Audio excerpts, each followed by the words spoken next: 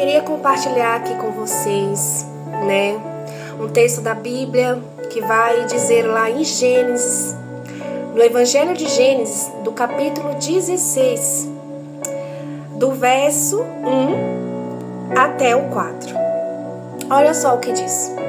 Ora, Sarai, mulher de Abraão, não lhe gerava filhos. E ele tinha uma serva egípcia, cujo nome dessa serva era Agar. E disse Sarai a Abraão: Eis que o Senhor me tem impedido de gerar. Entra, pois, a minha serva, porventura terei filhos dela. E ouviu Abraão a voz de Sarai. Assim, tomou Sarai, mulher de Abraão, a Agar, egípcia, sua serva, e deu-a por mulher a Abraão, seu marido, ao fim de 10 anos que Abraão habitará na terra de Canaã. E ele entrou a Agar, e ela concebeu. E vendo ela que conceberá, foi sua senhora desprezada aos seus olhos. Só até aqui. Olha só, Sarai, a mulher de Abraão, ela era estéril. Ela não podia ter filhos. E angustiada, aflita, desesperada por não gerar filhos, ela falou com Abraão para que Abraão deitasse com sua escrava. Porque ela tinha em mente que se Abraão deitasse com a sua escrava, como era fértil, poderia dar um filho para ele, e este filho se tornaria para Sara. Olha só. Sara, angustiada, precipitada, fez com que essa escrava gerasse filho. E que o filho tornasse para ela. Foi uma decisão precipitada de Sara. E quando Sara viu Agar, que chegou a gerar, chegou a ter um filho e dar um filho a Abraão, ela menosprezou Agar. Ela menosprezou Agar, porque Agar tinha dado filho para ele. Tem momentos na nossa vida que Deus, Ele sabe de todas as nossas condições possíveis. Ele sabe o que a gente passa. Só que Deus, a gente não passa pelas circunstâncias sozinhos. Deus, quando Ele fala na palavra, porque Deus já tinha prometido para Sara que ela seria mãe. E Sara recusa, Sara brinca, debocha do que Deus tinha falado para ela. E ela brinca até um ponto de não acreditar, mas como? Na idade que eu tô, de 90 anos, como eu posso engravidar? Como Abraão pode ser pai pela idade que tem? Só que Deus já havia prometido para Sara e para Abraão que ele seria pai. Só que Sara não esperou esse tempo de Deus, do que Deus tinha falado para ela. E ela precipitou. Entrou uma decisão que foi dela, que não foi a de Deus. Fez com que a egípcia, que era a sua escrava, deitasse com seu marido, para obter esse filho a qualquer custo, a qualquer preço. Gente, tem decisões que a gente faz em nossas vidas sem direção de Deus. Deus prometeu para você não sair do lugar que Ele te colocou. E o que a gente faz? E o que você faz com isso? Você acaba saindo sem o direcionamento de Deus. Então foi o que Sara fez. Ela entrou em uma decisão precipitada, que não foi a do Senhor.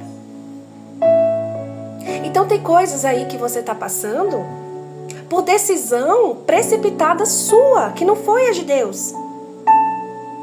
Não foi a de Deus. Porque Deus ordenou, Deus lhe prometeu. Mas tem coisas que acontecem na nossa vida que a gente entra em cada situação que a gente sofre por consequências nossas, não a de Deus. Deus não tem nada a ver com isso. É decisão da gente. Uma linha de cuidado. É decisão nossa. É decisão da gente. E o que acontece? E o que acontece? A gente sofre por aquilo que Deus não ordenou a gente fazer.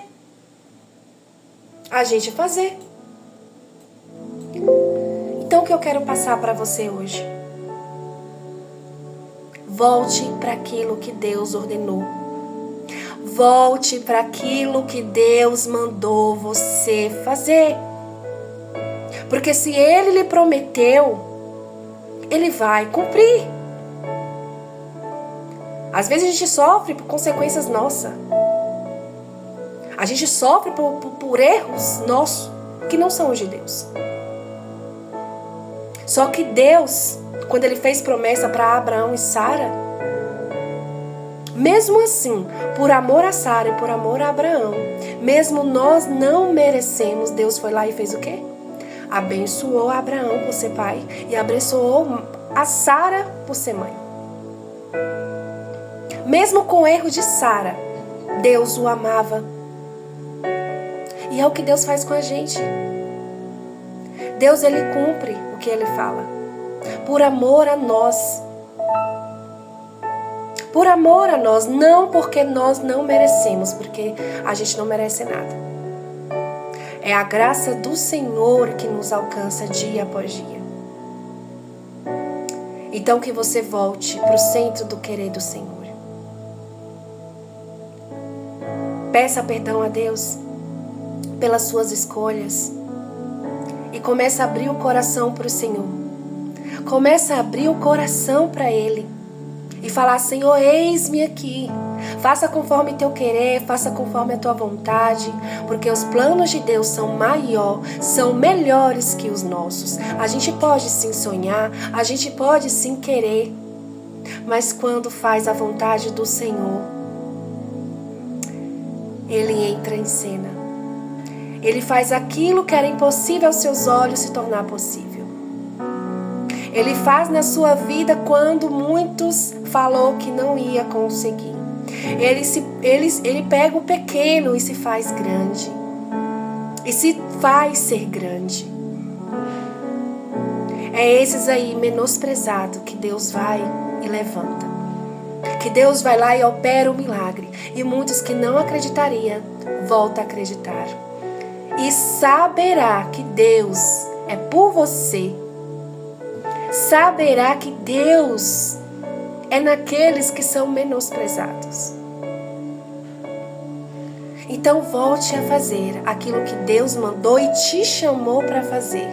Porque o que você está passando aí são consequências do seu erro, consequências daquilo que Deus não mandou você fazer. Então volte para o centro do querer da vontade do Senhor.